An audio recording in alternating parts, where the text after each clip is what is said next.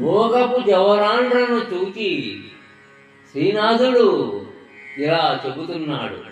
కవితలు చెప్పిన పాడనేర్చిన, కవితలు చెప్పిన పాడనేర్చిన వృధా కష్టంబే ఈ భోగపుం జవరాండ్రే కదా.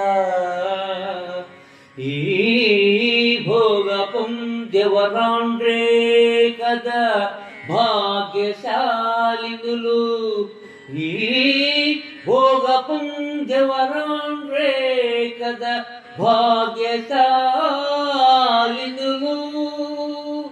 పుష్పం వేల పోపోతగా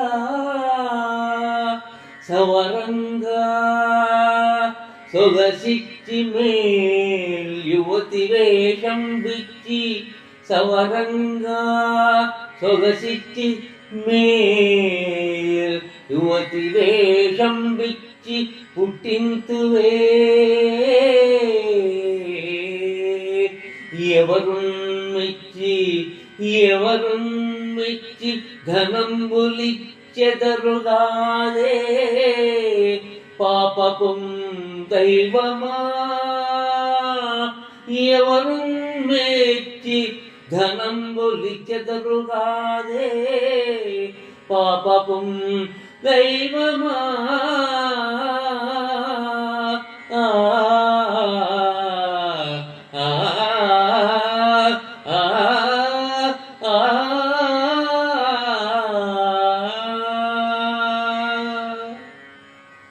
కవితలు చెప్పినా పాడడం నేర్చుకున్నా ఆ కష్టమంతా వృధానే.